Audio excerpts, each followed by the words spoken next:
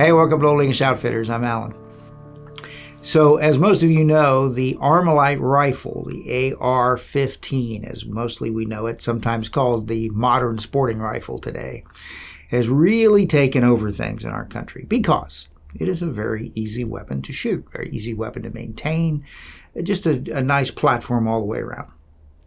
Very modular, very adaptable, and all those things contribute to it being very popular. So, Smith & Wesson, for quite a while now, has made AR-15 rifles, or modern sporting rifles, if you prefer, in 5.56 caliber, the standard thing that you usually find them in. And a number of years ago, they started making a mostly polymer gun, same pattern, in .22 long rifle. Very popular, very reliable, works really well. Recently, they started making this, which is the M&P 15-22 AR pistol.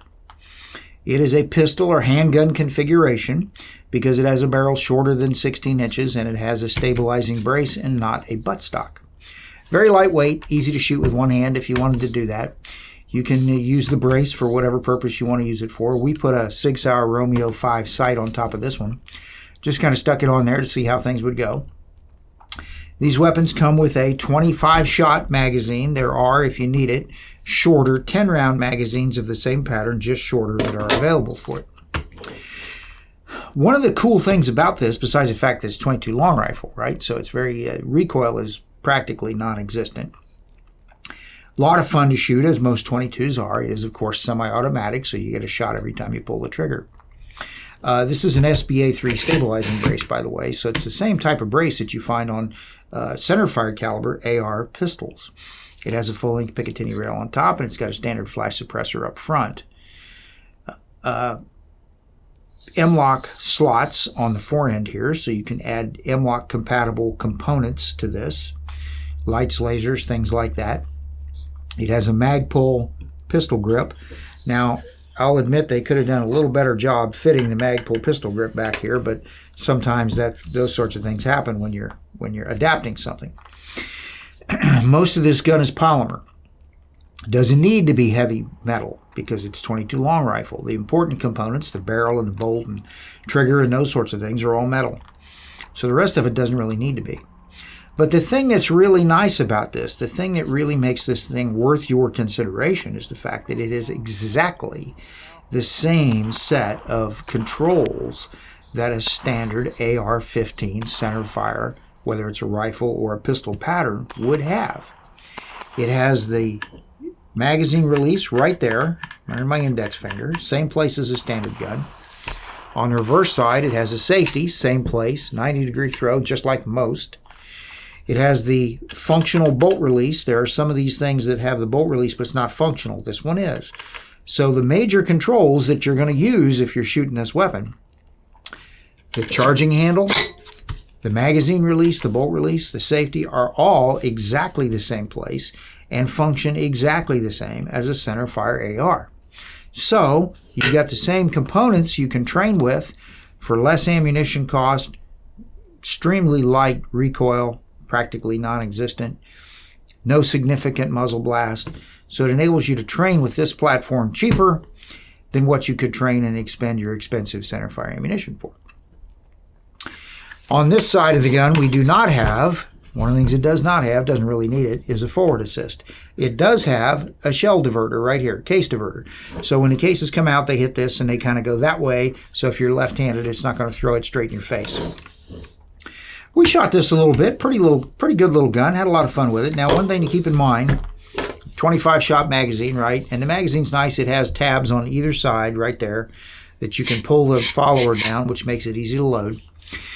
Keep in mind that this is a .22 long rifle caliber. You're going to want high velocity ammunition, minimum around 1,200 feet per second or so, to make sure it works reliably.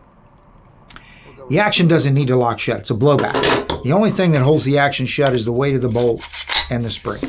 The magazine, because this is a rimmed cartridge, once you load it up, if you look in there, you'll notice those rims are kind of offset as they go down through there because it's not exactly staggered.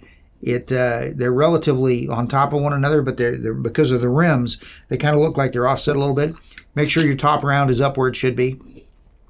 If it happens to be nose down, or maybe it's stuck and it's not all the way up, weapon won't feed it. Not that that's an enormously bad thing if you're training, because you can work around a malfunction drill, but you don't want to do that every shot, right? Right. So, pretty good magazine. It's polymer largely, but it's pretty sturdy. Everything on it, as I said, you've got the springs visible here, so you can see how many rounds you've got, and you can see if your rounds are getting jacked up in there. You'll be able to tell it. Pretty easy to use, and again, functions exactly like a standard AR. This Romeo 5 sight, we stuck that up on there just to see how it would work. No attempt to zero it or anything. We just bolted it on, and it's reasonably close. With a little minor adjustment, it could be dead on at whatever range you want to zero it for. The SBA3 brace, of course, is adjustable all the way out, all the way in a couple intermediate positions. You got a swivel plug for a push button sling swivel right there. You don't have anything up here, but it's M-LOK compatible, so you could put an M-LOK swivel point up there for a second sling point if you wanted to. The gun's small enough you could operate a single point off of this if you wanted. I mentioned that this thing works pretty much exactly like a standard centerfire AR, and it does, right down even to the disassembly. If you want to disassemble it, punch out the rear pin, pull it. It'll be kind of tight, but if you get it separated there, it'll pivot right on the front pin, just like a normal centerfire AR. You got a bolt and you got a charging handle. There you go. That's all as far as you need to really go. You don't have a buffer tube back here. Don't need one. There's a recoil spring built into the top of this gun, so you don't need a recoil buffer back here. And yeah, it's 22, so recoil is practically non-existent. We've occasionally had somebody question, can you put a regular AR upper on top of this? And the answer is no, because there you've got much more power. You got to have a recoil buffer, and this is not changeable. And besides, most of the components down here are polymer. They're just not rated. They're not powerful enough, strong enough to hold a centerfire round. Putting it back together is just as simple as a standard gun.